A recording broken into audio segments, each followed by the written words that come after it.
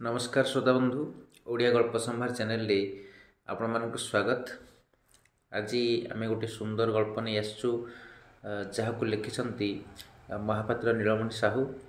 से गल्प बहिर नाम पुस्तकर नाम होची अभिशप्त गंधर्व, जहाँकि 1983 मसीह शारद पुरस्कार और 1984 मसीह केंद्र साहित्य एकाडेमी पुरस्कार पाई। तेबे यही पुस्तकर प्रथम गल्पटी लिखिछंती। प्रथम गल्पटी होची मु केमिति गल्प लिखिली। तेबे से गोटे से गल्पटी प्रथमे शुणिबा। मु किपरि गल्प लिखिली। मु काहेकि गल्प लिखे बा मु किपरि गाल्पिकटिए हेली, ए सबु प्रश्न मते पचारिले मु भारी विब्रत होई पड़े। कौन कहिबी बा किपरि कहिबी मो मुंड घुराई जाए। मात्र अधुना पत्रिकार संपादक श्रीमान रघुनाथ महापात्र बड़ नछड़बंधा संपादक। से मो ठारू गल्प शुणिबे, पुणी मो गाल्पिक जीवनर कहानी भी शुणिबे। ए जान राजांक ठारू तांको कन्या एवं तत्सह अर्धेक राज्य पाइबार दाबी बा कौशल जहा बोल। आकाशवाणी वाला सेमिति मते थरे एई रकम हैरान रे पकाइथिले, किंतु से थिला केवल बाकचित। ए हेला काली कलम रे लिखितबा। तेबे मोर वक्तव्य होछि मूलरू मु केमिति गाल्पिक हेली केजानी। एबे भी मु आश्चर्य हेलेनी। मु एते गल्प प्रकृति लिखिछि केमिति, कोठू कॉपी भाबी कर नहीं तो के जाने। जानते सिना कर नहीं, मात्र मोर अवचेतना उपरे मोर बा हाथ कौन। जीवन में पढ़ी बहुत, देखी मध्य बहुत, तेणु तो सन्देह हुए पढ़ा कथारू बा देखा कथारू मोर गल्प गुड़िक मोर अजनतारे काले कॉपी होई थाई पारे। एपरी सन्देह करिवार कारण कौन जानती। मोर समसामयिक कथाकार मानक संगे निजको तुलना करी मु देखिछि, सेमाने समस्ते मोठारु ए दिगरे निश्चित भावे अधिक प्रतिभावान। सुरेंद्र महांतींकर अजस्र अभिज्ञता और अखिल पट्टनायकंकर शालीन रसिकता मोठार अछि कि? अछि भला स्वर्गत बामाचरण मित्र बा किशोरी चरण दासंकर प्रतिभार गभीरता, बसंत कुमारींकर सुकुमार रसविलासंकर काहीं? मोर सामान्य परवर्ती कथाकार मानंको मध्य देखंतु मनोज दासंकर ज्ञानवंत विदग्ध बाग संयम, शांतनु आचार्यंकर प्रवेगयुक्त अद्भुत कल्पना शक्ति, कृष्ण प्रसाद मिश्रंकर सूक्ष्म चिंतार सावलीलता प्रभृति गुण पाखरे मु केडे म्लान। तथापि लोके जे मोर गल्प पढ़ती और मते विचार को आणती, यह मो पक्षे कम सौभाग्यर कथा नुहे। ओडिशारे गाल्पिकंकर संख्या एते कम जे ता भितरे मो भली एरंड मध्य द्रुमायते, याकु जे कहिबा भाग्य। किछि वर्ष तले तो ओडिया पाठक पाठिका और ओडिया साहित्यर ज्ञान साधव अध्यापक माने मोर जेकोसी गल्प पढ़ी बा न पढ़ी हें हें ठो ठो हसी हसी गड़ी जाउथिले। समस्ते एकस्वरे कहूथिले हास्य रसिक महापात्र नीलमणि को ओडिया साहित्य एकाडेमी आज जाए उत्कल भांड उपाधि देउनाहांती काहींकी। एबे सिना सुर बदलिछि। रसविद माने कहउछंती महापात्र नीलमणि को आज जाए आमर पूर्वश्री दिग्गज माने जहा कहूथिले ताहा सेमानकर बुद्धिमांद्य और रसमांद्यर फल। महापात्र नीलमणि साहू ओडिया गल्प साहित्य रे एकक प्रतिभार अधिकारी और तांकर गल्पगुड़िकर विषयवस्तु आंगिक रचनाशैली और रसविलास एक अद्भुत हास्य करुणानुभूतिर संवेदनार मेदुर गभीर विचित्र और बा मिश्र। तांकर भाषा ज्ञान अपूर्व। एक कथा एबे शुणिया को मते भल लागुछि। प्रकृत में मोर समकालीन केतेक दिग्गज ओडिया अध्यापक ही मोर 30 वर्षर गल्प लेखा साधना मूल्यांकन बहुत त्रुटि करिसंती, किंतु समकालीन विचार सबुले ठीक हो पारे नहीं। यही सत्यटी को बुझीथिबा हेतु मोर समकालीन समालोचक मानक उपरे मु बाहरे विरक्त होइथिले भी भीतर भीतर क्षमा दिए। मु केबे कहिनी बा दाबी करिनी जे स्वाधीनता परवर्ती गाल्पिक मानक मध्यरे बा मोर समकालीन गाल्पिक मानक मध्यरे मते श्रेष्ठ गाल्पिकर सम्मान रे भूषित करा जाऊ। केही मध्य आम भितर सेमिति दाबी करि न पारे। तेबे प्रथम श्रेणीर गाल्पिक मानक भितरे मते निया जाई पारे कि नहीं, से कथा पंडित माने बा सुधीवृंद अवश्य विचार करंतु। मु प्रथम 5 जन बा 10 जनक भितरे जीवाकु चाहे। फास्ट क्लास फास्ट हेबाकु नुहे। ମାତ୍ର ଯଦି ନ ଯାଇପାରିଲି ତେବେ ମୋର ଦୁଃଖ ନାହିଁ କି ଗ୍ଲାନି ନାହିଁ, କାରଣ ଦ୍ୱିତୀୟ ଶ୍ରେଣୀରେ ପାସ୍ କରିବା ମଧ୍ୟ କମ୍ ବାହାଦୁରୀ କାମ ନୁହେଁ ମୋ ପକ୍ଷରେ। ମୋ ଭଳି ଅମନୋଯୋଗୀ, ଖିଆଲି, ଉଦାସୀ ବ୍ୟକ୍ତି ଫେଲ୍ ହୁଅନ୍ତା, କିନ୍ତୁ ମୁଁ ଯେ ନିଶ୍ଚୟ ଦ୍ୱିତୀୟ ଶ୍ରେଣୀରେ ସର୍ବୋଚ୍ଚ ନମ୍ବର ପାଇଥିବା ଗାଳ୍ପିକମାନଙ୍କ ମଧ୍ୟରୁ ଜଣେ, ଏ କଥା ମୋର ଅଧ୍ୟାପକ ବୁଦ୍ଧି ବ୍ୟତୀତ ମୋତେ ବହୁବାର ବୁଝାଇ ଦେଇଛି। କାରଣ ଗଳ୍ପ ରଚନାରେ ମୁଁ ଯେଉଁ ଶ୍ରେଣୀର ହୁଏ ପଛେ, ଗଳ୍ପ ପଢ଼ି ବୁଝିବା କ୍ଷମତା ମୋର ଯେତିକି ଅଛି, ଓଡ଼ିଶାରେ ସେପରି କ୍ଷମତା ଆଉ କେତେ ଜଣଙ୍କର ଅଛି କେଜାଣି। ଏଣୁ ମୁଁ ମୋ ସ୍ଥିତି ଓ ତା'ର ସୋପାନ ଉପରେ ଦୃଢ଼ ନିଶ୍ଚିନ୍ତ। ମୋର ଗଳ୍ପଗୁଡ଼ିକ ଜୀବନର ଅଭିଜ୍ଞତା ଉପରେ ଆଧାରିତ। ମୋର ସେମିତି ତୀବ୍ର ବା ଉତ୍ତୁଙ୍ଗ କଳ୍ପନା ଶକ୍ତି କେବେ ଥିଲା ବା ଏବେ ମଧ୍ୟ ନାହିଁ। ଗଳ୍ପଟିଏ ଲେଖିବା ଲାଗି ମୁଁ ମୋର ଅଭିଜ୍ଞତା ଉପରେ ସର୍ବଦା ନିର୍ଭର କରିଥାଏ। ଜୀବନ ତ ବହୁ ଛୋଟ ବଡ଼ ବିଚିତ୍ର ଘଟଣାବଳୀରେ ପୂର୍ଣ୍ଣ ହୋଇ ଚାଲିଛି। ସାଧାରଣ ଲୋକେ ନିଜେ ଘଟଣା ସୃଷ୍ଟି କରନ୍ତି ଓ ନିଜେ ଘଟଣାମାନଙ୍କ ଦ୍ୱାରା ତାଡ଼ିତ ହୋଇ ଚାଲିଥାନ୍ତି, ମାତ୍ର ସେମାନେ ଘଟଣାଟିକୁ ବୁଝନ୍ତି ନାହିଁ ବା ଘଟଣା ଘଟାଉଥିବା ଭିନ୍ନ ଭିନ୍ନ ଶକ୍ତିଗୁଡ଼ିକୁ ମଧ୍ୟ ବୁଝନ୍ତି ନାହିଁ। ଘଟଣାକୁ ବୁଝିବା ମାନେ ଘଟଣାଗୁଡ଼ିକର ଘଟିବା କ୍ରମଗୁଡ଼ିକ ଉପରେ ସୂଜଣ ହେବା ଓ ତା'ର ମର୍ମକୁ ଉପଲବ୍ଧି କରିବା। ଦ୍ୱିତୀୟ କଥା ହେଲା, ଘଟଣା ଘଟାଉଥିବା ଶକ୍ତିଗୁଡ଼ିକୁ ଅର୍ଥାତ୍ ଚରିତ୍ରଗୁଡ଼ିକୁ ବା ବ୍ୟକ୍ତିଗୁଡ଼ିକୁ ବୁଝିପାରିବା। ଗୋଟିଏ ମଣିଷ ବା ଗୋଟିଏ ଗଛ ବା ଗୋଟିଏ ଝିଣ୍ଟିକା ବା ଗୋଟିଏ ବିଲେଇ ମଧ୍ୟ ବଡ଼ ସାନ ଘଟଣାଗୁଡ଼ିକର ଗତିକୁ ନିୟନ୍ତ୍ରଣ କରିଦେଇ ପାରନ୍ତି। ଏକ ଅଦୃଶ୍ୟ ଅବୋଧ୍ୟ ବିଧାନ, ଯାହାକୁ ଆମେ ନିୟତି ବା ଅଦୃଷ୍ଟ କହୁଛୁ, ତାହା ମଧ୍ୟ ମଣିଷ ଜୀବନକୁ ନିୟନ୍ତ୍ରଣ କରିଥାଏ। ମୁଁ ସେଗୁଡ଼ିକୁ ବୁଝିବାକୁ ଚେଷ୍ଟା କରେ। ପିଲାଦିନୁ ମୋର ଏ ଗୁଣଟି ମୋଠାରେ ବିଶିଷ୍ଟ ହୋଇ ରହିଛି। ପିଲାଦିନୁ ମୁଁ ଜୀବନର ଘଟଣାଗୁଡ଼ିକ ସଙ୍ଗେ ପ୍ରତ୍ୟକ୍ଷ ବା ପରୋକ୍ଷ ଭାବେ ସମ୍ପୃକ୍ତ ହୋଇଯାଏ। ପ୍ରଥମେ ଜୀବନର ସବୁ କିଛି ଯାହା ମୋ ଆଗକୁ ଆସିଯାଇଛି, ଗୋଟିଏ ଚ୍ୟାଲେଞ୍ଜ ଭଳି, ତା ପ୍ରତି ମୁଁ ଗୋଟାଏ ଆବେଗାତ୍ମକ ଆକର୍ଷଣ ବା ମୋହ ଅନୁଭବ କରେ। ନିଜେ ସେଥିରେ ସଂଶ୍ଳିଷ୍ଟ ହୋଇଯାଏ। ଗୁଡ଼ାଏ ଧମକ ଧକ୍କା ଖାଏ, ଗୁଡ଼ାଏ ହନ୍ତସନ୍ତ ହୋଇଯାଏ। ସେଇଠୁ ମୋ ଭିତରେ ଗୋଟାଏ ଦ୍ରଷ୍ଟା ପୁରୁଷ ବା ଗୋଟିଏ ଖୁବ୍ ସମ୍ବେଦନଶୀଳ ପୁରୁଷର ଆବିର୍ଭାବ ଘଟେ। ସବୁ କଥାକୁ, ଏପରିକି ମୋତେ ନିଜକୁ ବି ମୁଁ ଦେଖିବାରେ ଟିକିଏ ଦୂରରୁ ଥାଇ ବା ଟିକିଏ ବିଚ୍ଛିନ୍ନ ହୋଇ। ମୁଁ ମୋର ଅସହାୟତାକୁ ଅନୁଭବ କରେ, ବୁଝିପାରେ ମଧ୍ୟ।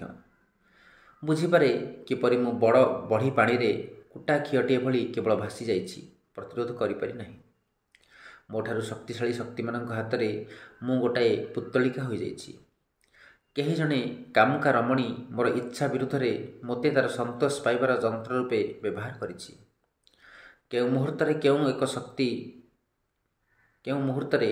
ଏକ ଶକ୍ତିମାନ ସ୍ୱାର୍ଥସିଦ୍ଧ ଟାଉଟରୀ ରାଜନୀତିବାଲା କବଳରେ ପଡ଼ି ମୁଁ ତା'ର ବୋଲକରା ହୋଇ ଅକାର୍ଯ୍ୟ ଗୁଡ଼ାଏ କରି ପକାଇଛି। ପୁଣି ନିଜର ସ୍ୱାର୍ଥ ଲାଗି, ନିଜର ଦୁର୍ବାର ବାସନାଗୁଡ଼ିକର ଚରିତାର୍ଥ ଲାଗି ମଧ୍ୟ ମୁଁ ଯେତେବେଳେ କେଉଁ ସରଳ ଅମାୟିକ ନାରୀ ପୁରୁଷଙ୍କୁ ନିଜର ଶକ୍ତି ଚାପତଳେ ପକାଇ ବ୍ୟବହାର କରିଛି, ସେମାନଙ୍କୁ ମୋର ଆମୋଦ ଆହ୍ଲାଦର ଉପକରଣ ରୂପେ।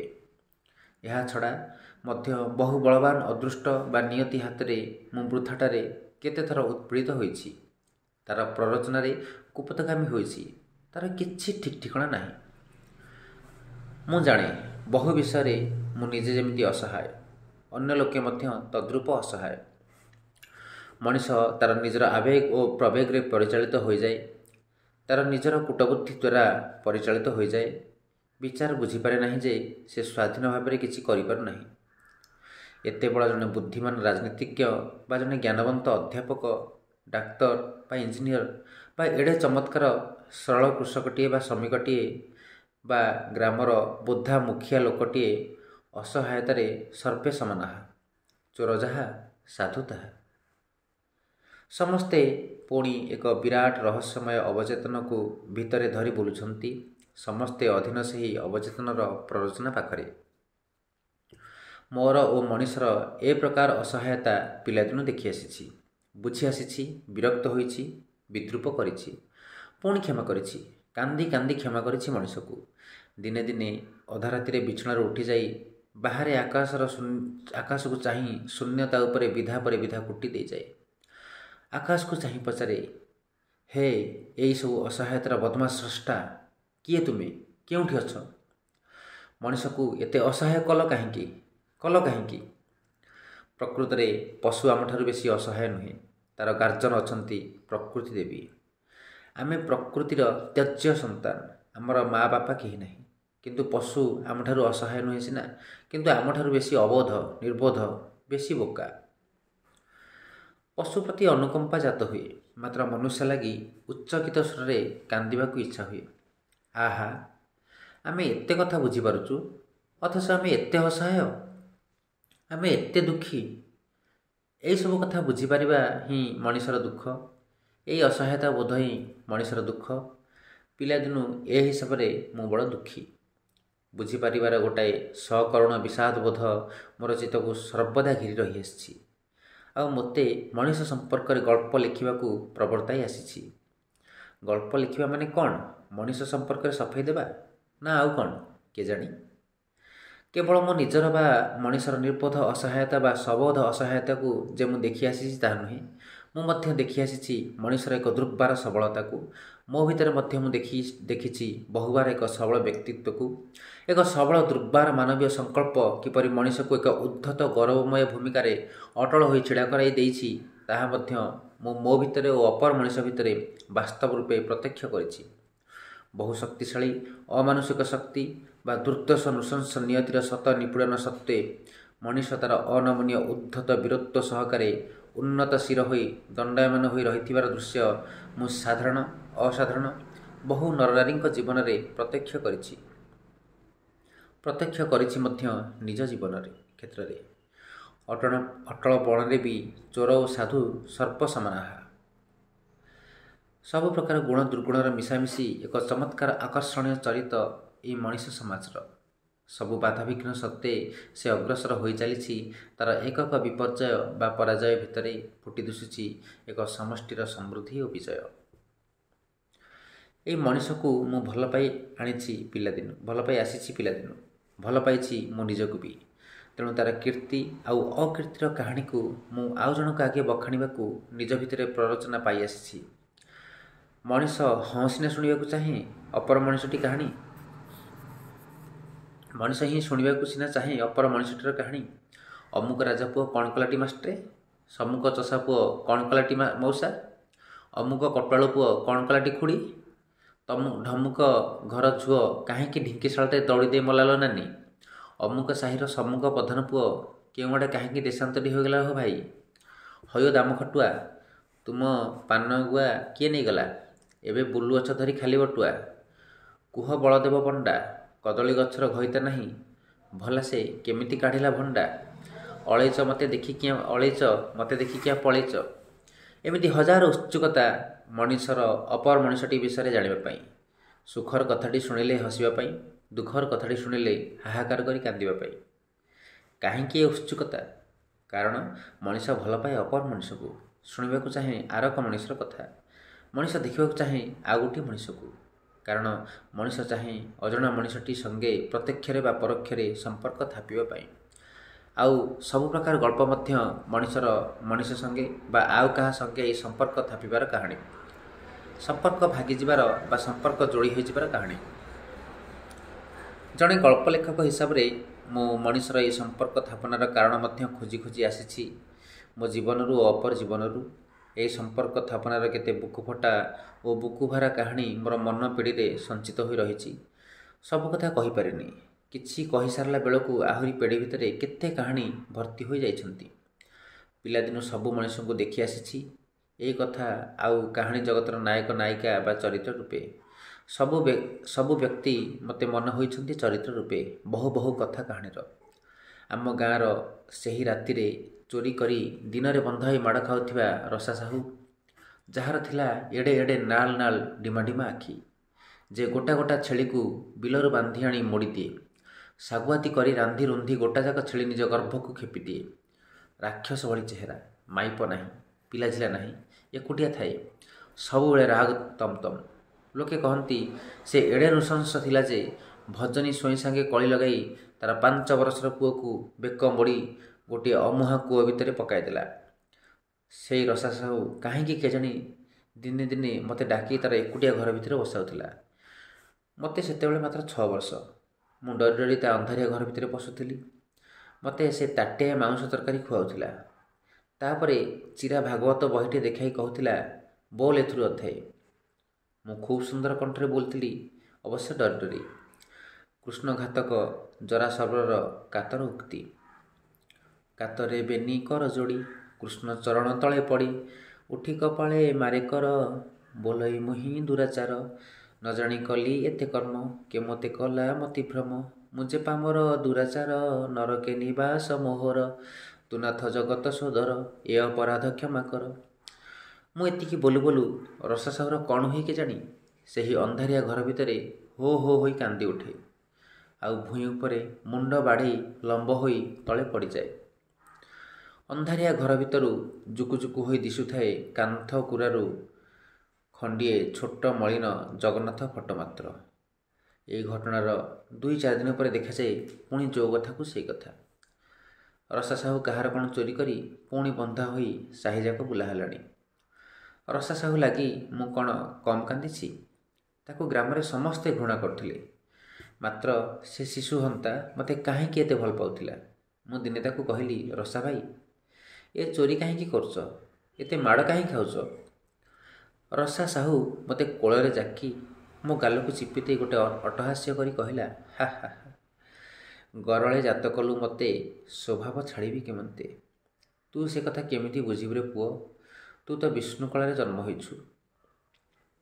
ରସା ସାହୁ ଯେମିତି ମୋର ଚିତ୍ତରେ ଏକ କରୁଣ ଚରିତ୍ର, ସେମିତି ଆଉ ଏକ ଚରିତ୍ର ଆମ ଗାଁର 60 ବର୍ଷର ବୁଢ଼ା ବିନ୍ଦିଆ ପାଢ଼ୀଙ୍କର ରୂପସୀ ଯୌବନବତୀ ସ୍ତ୍ରୀ ବୃନ୍ଦା ନାନୀ। ଆମ ଗାଁରେ ତାକୁ ସମସ୍ତେ ଡାକନ୍ତି ବୃନ୍ଦା ବେଧ। ବୃନ୍ଦା ନାନୀ ସାଙ୍ଗରେ ସେତେବେଳେ ଆମ ଗ୍ରାମର ସମସ୍ତ ଯୁବା ପ୍ରୌଢ଼ ଚୋରା ପ୍ରୀତିରେ ମାତିଥାନ୍ତି। ବୃନ୍ଦା ନାନୀ କାହାକୁ ନିରାଶ କରୁନଥିଲା, ଅଥଚ ସମସ୍ତେ ତାକୁ ଏତେ ହୀନ ମନେ କରନ୍ତି ଯେ ମୋତେ ଭାରି ବିକଳ ଲାଗେ। ବୃନ୍ଦା ନାନୀ ହେଇଥିଲା ଅଳ୍ପ ବୟସରେ ବିଧବା ଓ ସନ୍ତାନହୀନା। ତା ଭଳି ସ୍ନେହଶୀଳା କୋମଳ ଭାଷିଣୀ ନାରୀ ମୁଁ ଖୁବ୍ କମ୍ ଦେଖିଛି। ତା ଭଳି ପରଦୁଃଖ କାତରା ନାରୀ ମଧ୍ୟ ମୁଁ ଖୁବ୍ କମ୍ ଦେଖିଛି। ସେମିତି ଆମ ଗାଁର ବୁଢ଼ା ଚୌକିଦାର ଗରିବୀ କଣ୍ଡରା, ଆମ ଗାଁର ନ୍ୟାୟବନ୍ତ ପୁରୁଷ ବୋଲେଇ ମିଆଁ ଟାଉଟରରେ ଓସ୍ତାଦ ମିଟୁବାବୁ, ମହା ନଟକୁଟିଆ ବୁଢ଼ା ଗୋଲଖା ମହାପାତ୍ର, ଭଗବାନଙ୍କୁ ଦେଖିଥିବା ଓ ଅଲୌକିତ ଅନୁଭୂତିରେ ସଦା ଢୁଳୁ ଢୁଳୁ ବୃନ୍ଦାବନ ମିଶ୍ରେ, ଆମ ବାଉରୀ ସାହିର ବୁଦ୍ଧିଆ ଭୋଇ, ନଟିଆ କାଳେଶୀ ଓ ଆମର ବିରାଟ 51ବର୍ତ୍ତୀ ପରିବାରର ମୋର ବାପା, କକା, ମା, ଖୁଡ଼ୀ ଓ ବିଧବା ପିଉସୀମାନେ ଏବଂ ଏହିଭଳି ଅସଂଖ୍ୟ ଅସଂଖ୍ୟ ଚରିତ୍ର ଛବି ଭଳି ମୋର ଏଯାବତ୍ ମନେ ଅଛନ୍ତି ଜୀବନ୍ତ ଭାବେ। ସେମାନଙ୍କ ସମ୍ପର୍କରେ ମୋର ଉତ୍ସୁକତା ଥିଲା ଖୁବ୍ ବେଶୀ। ବହୁ କଥା ମୁଁ ଶୁଣିଛି ସେମାନଙ୍କ ବିଷୟରେ। ପ୍ରତିଟି ଚରିତ୍ର ଖୁବ୍ ରହସ୍ୟପୂର୍ଣ୍ଣ ଓ ଅତି ଚିତ୍ତାକର୍ଷକ। ମୋର ମନ ହୁଏ ମଣିଷ ଚରିତ୍ରର ଏହି ଚିତ୍ତାକର୍ଷକ ଓ ରହସ୍ୟପୂର୍ଣ୍ଣ ବିଭବ ପ୍ରତି ମୋର ଗାଢ଼ ଆକର୍ଷଣ ଯୋଗୁଁ ମୁଁ ଗଳ୍ପ ଲେଖିବାରେ ପ୍ରବୃତ୍ତ ହେଲି। ଏହି ଉତ୍ସୁକତା ବି ମୋତେ ଜୀବନରେ କେତେ ପୁଣ୍ୟ ଓ କେତେ ପାପ ଆଡ଼କୁ ଟାଣି ନେଇଛି। ପ୍ରକୃତରେ ମୋତେ ଗୋଟାଏ କଥା ଫାନ୍ଦି କରି ଆସେ ନାହିଁ। ମୋର ପିଲାମାନେ ଓ ମୋ ଭାଇମାନଙ୍କର ପିଲାମାନେ ମୋତେ ପାଇଲେ ବହୁତ ଅଳି କରନ୍ତି କଥାଟିଏ ଶୁଣିବାକୁ, ମାତ୍ର ମୁଁ ପଢ଼ିଥିବା କୌଣସି କାହାଣୀ ମଧ୍ୟ ପୁରା ମନେ ରଖି ସେମାନଙ୍କୁ କହିପାରେ ନାହିଁ। ସେମାନେ କହନ୍ତି, ବାପା, ଫାନ୍ଦି କରି ତାହେଲେ ଗପଟିଏ କୁହ। ମୁଁ କହେ, ମୋତେ ଫାନ୍ଦି କରି ମଧ୍ୟ ଆସୁନାହିଁ। ସେମାନେ ବିଶ୍ୱାସ କରନ୍ତି ନାହିଁ, ପଚାରନ୍ତି, ଫାନ୍ଦି ଆସେନି ତ ଏତେ ଗଳ୍ପ ଫାନ୍ଦି କରି ଲେଖିଲ କେମିତି? ସେ ପିଲାମାନଙ୍କୁ ମୁଁ ଏବେ କେମିତି ବୁଝାଇଥାନ୍ତି ଯେ, ବାବୁମାନେ, ମୁଁ କୌଣସି ଗଳ୍ପ ଫାନ୍ଦି କରି ଲେଖିନି, ସବୁଗୁଡ଼ାକ ସତ ଗଳ୍ପ, ମୋର ବିଶେଷ ବାହାଦୁରୀ ନାହିଁ। ଏବେ ତ ମୋର ବଡ଼ ପିଲାମାନେ ଦିନେ ଦିନେ ପଚାରନ୍ତି, ବାପା, ଅମୁକ ଗପଟା ତୁମର କ'ଣ ସତ? ମୁଁ କହେ, ହଁ। ସେଇଠୁ ପ୍ରଶ୍ନ ହୁଏ, ସତରେ କ'ଣ ତୁମ ଜୀବନରେ ଏହା ଘଟିଥିଲା? ମୁଁ କହେ, ଆରେ ବାବୁ, ସତ କଥା କହିବା ଲାଗି ମୋ ଜୀବନ ଆଉ ପର ଜୀବନ ଭିତରେ ପ୍ରଭେଦ କ'ଣ? ସତ କଥା, ସବୁ ଗଳ୍ପର ବିଷୟବସ୍ତୁକୁ ବା ସବୁ ଗଳ୍ପର ଚରିତ୍ରକୁ ମୁଁ ଦେଖିଛି ଯେମିତି ବାହାର ଜଗତରେ, ଦେଖିଛି ବି ସେମିତି ମୋର ନିଜର ଭିତର ଜଗତରେ। ମୁଁ ପିଲାଦିନେ କବିତା ଲେଖୁଥିଲି। କଲେଜରେ ପଢ଼ିବା ଯାଏଁ ବି କବିତା ଲେଖୁଥିଲି। ଅତି ବାଜ୍ୟ କବିତା ଅବଶ୍ୟ। ସେଥିରୁ କେତୁଟା ଦୈନିକ ଆଶା ଆଉ ଅତ୍ର ତତ୍ର ଅବଶ୍ୟ ପ୍ରକାଶ ପାଇଥିଲା। ମାତ୍ର ସବୁଗୁଡ଼ାକ ବାଜ୍ୟ କବିତା, ଅନୁକରଣ କବିତା। ସେଗୁଡ଼ିକରେ ମୋର ସ୍ୱାତନ୍ତ୍ର୍ୟ କିଛି ନଥିଲା, ମୁଁ ତ ଜାଣିପାରୁଥିଲି। ମୋ ଭିତରେ ଅନ୍ୟମାନଙ୍କ ଅପେକ୍ଷା ଖୁବ୍ ଇମୋସନ୍ ଓ ଅନୁଭୂତିର ତରଙ୍ଗମାନ ଉଠୁଥିଲା। ମାତ୍ର ତାକୁ ପ୍ରକାଶ କରିବା ଲାଗି କବିତା ନଥିଲା ମୋର ଉପଯୁକ୍ତ ମାଧ୍ୟମ। ମାତ୍ର କେଉଁ ମାଧ୍ୟମ ମୋର ଉପଯୁକ୍ତ ହେବ ତାହା ମଧ୍ୟ ମୋତେ ଜଣା ନଥିଲା। ମୋତେ ମୂଳରୁ ସ୍କୁଲ ଜୀବନର ସାଙ୍ଗମାନେ କେହି ସାହିତ୍ୟିକ ବୋଲି ଖାତିର କରୁନଥିଲେ। ମୁଁ ମ୍ୟାଟ୍ରିକ୍ ପଢ଼ିଲା ବେଳେ କେବଳ କବିତା ଲେଖୁଥିଲି, ମାତ୍ର ସେଗୁଡ଼ିକ ଥିଲା ନିତାନ୍ତ ବାଜେ। ମୋଠାରୁ ଅତି ଚମତ୍କାର କବିତା ଲେଖିବା ବାଲା ମୋର ସହପାଠୀମାନେ ଥିଲେ। ସେମାନେ ମୋତେ ବଡ଼ ହୀନ ଦୃଷ୍ଟିରେ ଦେଖୁଥିଲେ। ମୋତେ ଗଣିତ ଆସେ ନାହିଁ ବୋଲି ତ ସହଜେ ମୁଁ ସମସ୍ତଙ୍କ ଆଖିରେ ବୁଦ୍ଧିହୀନ ପର୍ଯ୍ୟାୟରେ ଥିଲି। ଆଜି ସିନା ବୁଝୁଛି ଯେ ସେତେବେଳର ଗଣିତ ବିଦ୍ୟାରେ ପାରଦର୍ଶୀ ବହୁ ତଥାକଥିତ ବୁଦ୍ଧିମାନଙ୍କ ଠାରୁ ଆଜି କମ୍ପ୍ୟୁଟର ଯନ୍ତ୍ର କୋଟି ଗୁଣରେ ବୁଦ୍ଧିମାନ ବୋଲି। ମାତ୍ର କମ୍ପ୍ୟୁଟର କ'ଣ ରସାସାହୁର ବେଦନା ବୁଝିପାରିବ? ବୁରୁନ୍ଦା ବେଧର ମର୍ମ କଥା ବୁଝିପାରି ହାହାକାର କରିପାରିବ? କପୋତ ପକ୍ଷୀ ଗୁରୁ ମୋର ଗଳ୍ପ ଲେଖିପାରିବ ଅନ୍ଧରାତ୍ରିର ସୂର୍ଯ୍ୟ ଭଳି ଗଳ୍ପ? ମୋର ଶିକ୍ଷକ ବା ଅଧ୍ୟାପକମାନେ ମଧ୍ୟ ମୋର ସାହିତ୍ୟିକ ଜୀବନ ଗଢ଼ିବାରେ କେହି ସାହାଯ୍ୟ କରୁନାହାନ୍ତି। ଯଦିଓ ଅନ୍ୟ ଦିଗରୁ ମୁଁ କତିପୟ ଶିକ୍ଷକ ଓ ଅଧ୍ୟାପକଙ୍କ ଦ୍ୱାରା ବହୁ ଉପକୃତ ହୋଇଛି। ମୋର ଇଚ୍ଛା ଥିଲା ଗୋଟିଏ ଭଲ କବି ହେବି। ମାତ୍ର ଭଲ କବିତାଟିଏ ଲେଖିବା କ'ଣ କମ୍ କଷ୍ଟ? ଏବେ ମଧ୍ୟ ମୋତେ ଦୁଇ ଜଣ ବ୍ୟକ୍ତିଙ୍କ ପାଖେ ବଡ଼ ହୀନମନ୍ୟ ଲାଗେ। ଜଣେ ଗଣିତଜ୍ଞ ଓ ଜଣେ କବିଙ୍କ ପାଖରେ ମୁଁ ନିଜକୁ ଭାରି ଛୋଟିଆ ମନେ କରେ। ଯଦିଓ ମୋର ବହୁ ସ୍ତାବକ ଓ ସମାଲୋଚକମାନଙ୍କ ମତରେ ମୁଁ କୁଆଡ଼େ ଗଦ୍ୟରେ ଗଳ୍ପ ଲେଖିଲେ ବି ମୋର ଗଳ୍ପଯାକ ରସାଳ କବିତା ଧର୍ମରେ ଜୁଡ଼ୁବୁଡ଼ୁ। ଏତକ ଶୁଣିଲେ ପ୍ରାଣ ପୁରିଯାଏ। ମାତ୍ର ତଥାପି ମନରେ ଟିକିଏ ଜାଗା ରୁଗୁରୁଗୁ ହୋଇ ପଡ଼ୁଥାଏ। ମୁଁ କ'ଣ କବି ରମାକାନ୍ତ ରଥଙ୍କ ଚନ୍ଦ୍ରମାର ଚୁଡ଼ି କବିତାକୁ ଗଳ୍ପରେ ଲେଖିପାରନ୍ତି? କବି ବେଣୁଧର ରାଉତଙ୍କର ପିଙ୍ଗଳାର ସୂର୍ଯ୍ୟ ବା କବି ସୀତାକାନ୍ତ ମହାପାତ୍ରଙ୍କର କୁବୁଜା ପାଇଁ ଗୋଟିଏ ସଙ୍ଗୀତର ମର୍ମ ଉଦ୍ଘାଟନ କରିବା ପାଇଁ ମୁଁ ଯେତେ ପୃଷ୍ଠା ଗଳ୍ପ ଲେଖିଲେ ବି ସେହି ଆବେଦନ କେବେ ଆଣିପାରନ୍ତି ନାହିଁ। ମୋର ମୁଗ୍ଧ ସ୍ତାବକମାନେ ମୋତେ ଯେତେ ସ୍ୱର୍ଗ ଉପରେ ବସାନ୍ତୁ ପଛକେ।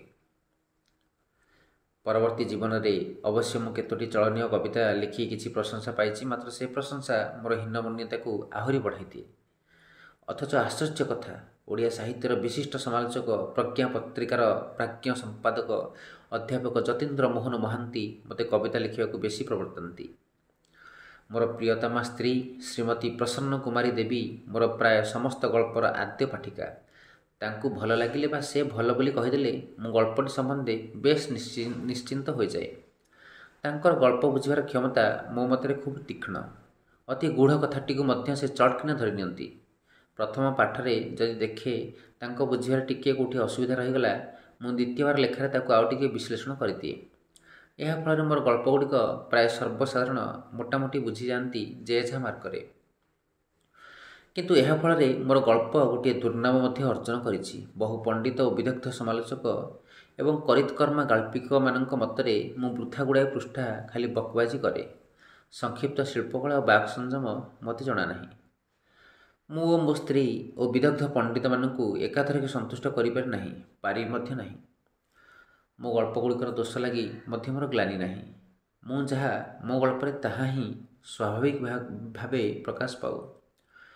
ଏତିକି ମାତ୍ର ମୋର ସତତା, ଏତିକି ମାତ୍ର ମୋର ଆନ୍ତରିକତା। ମୁଁ ବେଳେବେଳେ ରମ୍ ବା ବିୟର ଟିକିଏ ପିଇଦିଏ। ମୋର ସ୍ତ୍ରୀ ଓ ପିଲାମାନେ ଏଥିଲାଗି ମୋ ଉପରେ ଖପା ହୁଅନ୍ତି। କହନ୍ତି ଏହା ମୋ ଚରିତ୍ରର ଦୋଷ। ମୁଁ କହେ, ଦେଖ, ମୁଁ ଏ ଦୋଷ ଆଉ ବେଶୀ ବଢ଼ାଇବି ନାହିଁ। ଏତିକି ମାତ୍ର ତୁମ୍ଭେମାନେ ମୋଠାରୁ ଆଶା କର।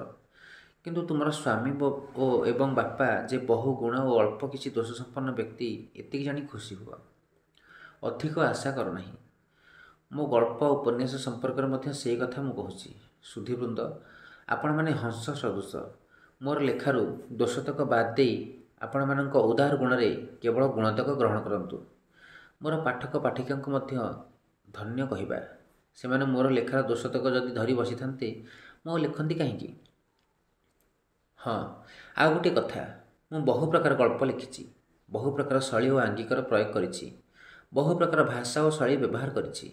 ବହୁ ରସର ମିଶ୍ର ପାକ ପ୍ରସ୍ତୁତ କରିଛି। ମୋର ସମସାମୟିକ ପ୍ରଥମ ଶ୍ରେଣୀର ଗାଳ୍ପିକମାନଙ୍କ ଗଳ୍ପ ଉପନ୍ୟାସରେ ମୋର ଏ ପ୍ରକାର ବିଶେଷତ୍ୱ ମୁଁ ଲକ୍ଷ୍ୟ କରିନାହିଁ। ଉଦାହରଣ ସ୍ୱରୂପ ମୋର କପୋତ ପକ୍ଷୀ ଗୁରୁ ମୋର, ସୋନେ କା ହରିଣ, ସୋନେ କି ସୀତା, ଅସ୍ତ ସୂର୍ଯ୍ୟର ରଙ୍ଗ, ଆକାଶ ପାତାଳ ଗଳ୍ପଗୁଡ଼ିକର ଲେଖକ ଜଣେ ମହାପାତ୍ର ନୀଳମଣି ବୋଲି କହିବା ଏତେ ସହଜ ହେବ ନାହିଁ। ମୁଁ ମୋର ସମସାମୟିକ ପ୍ରତିଭାବାନ ଗାଳ୍ପିକମାନଙ୍କଠାରୁ ଏତିକି ମାତ୍ର ବାହାଦୁରୀ ଦାବି କରୁଛି। ଏତିକି ବାହାଦୁରୀ ଜାହିର ନ କଲେ ମୁଁ ଭଲା ସେମାନଙ୍କ ସାଙ୍ଗେ ଏକା ଆସନରେ ବସିବି କିପରି? କିନ୍ତୁ ଏଥିପାଇଁ ମଧ୍ୟ ବହୁ ସ୍ଥୂଳ ପାଠକ ଓ ପାଠିକା ଓ ଅଧ୍ୟାପକ ସମାଲୋଚକ ମୋର ଗଳ୍ପକୁ କଦର୍ଥ କରିଛନ୍ତି।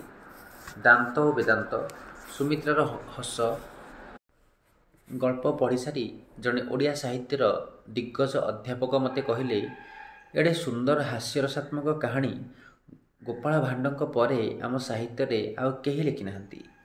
ମୋର ତ ହସି ହସି ପେଟ ଫାଟି ଯାଇଥାନ୍ତା।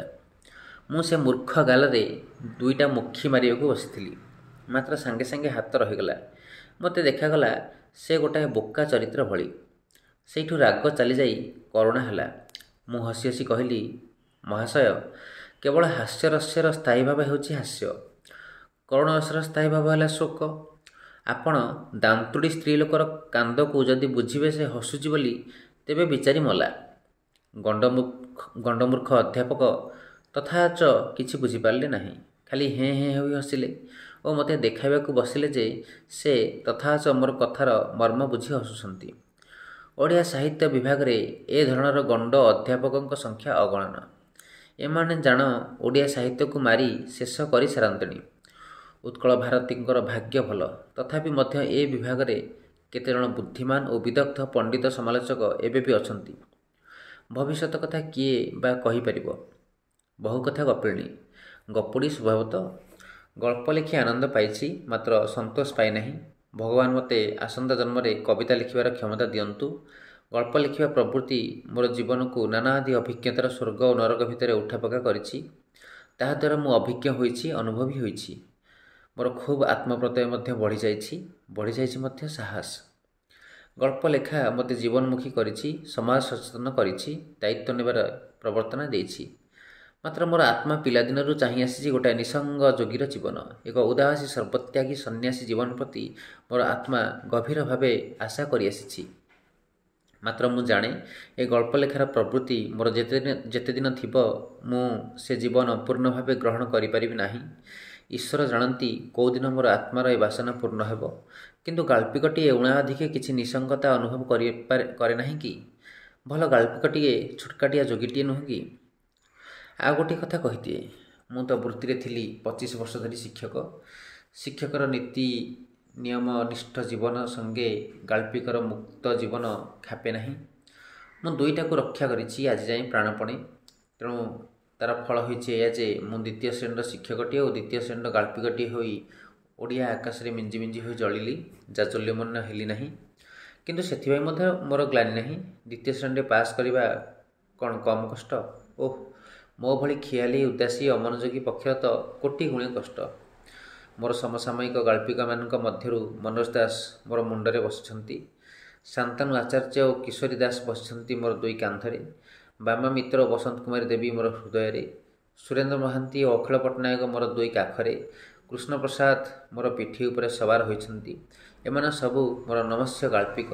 ଏମାନଙ୍କ ଧାଡ଼ିରେ ମୋତେ ଜଣେ ବୋଲି ବସାଇଥିବାରୁ ମୁଁ ମୋର ପାଠକ ପାଠିକାଙ୍କୁ ଅଜସ୍ର ଧନ୍ୟବାଦ ଦେଉଛି ଓ ନିଜକୁ ପରମ କୃତାର୍ଥ ମନେ କରୁଛି। ମୋର ପୂର୍ବବର୍ତ୍ତୀ ଗାଳ୍ପିକମାନଙ୍କ ମଧ୍ୟରେ ମୁଁ ଗୋପୀନାଥ ମହାନ୍ତି, ରାଜକିଶୋର ପଟ୍ଟନାୟକ, ନିତ୍ୟାନନ୍ଦ ମହାପାତ୍ରଙ୍କୁ ଗଭୀର ଭାବେ ଶ୍ରଦ୍ଧା କରେ। ଦ୍ୱିତୀୟ ମହାଯୁଦ୍ଧ କାଳର ଓ ତତ୍ପରବର୍ତ୍ତୀ କାଳର ଓଡ଼ିଆ ଗଳ୍ପ ସାହିତ୍ୟ ତା'ର ସ୍ୱଗୁଣରେ ଯେ ଆନ୍ତର୍ଜାତିକ ଗଳ୍ପ ସାହିତ୍ୟର ସମକକ୍ଷ ହୋଇଗଲାଣି, ଏ କଥା ଆଉ କେହି ଅସ୍ୱୀକାର କରିପାରିବେ ନାହିଁ।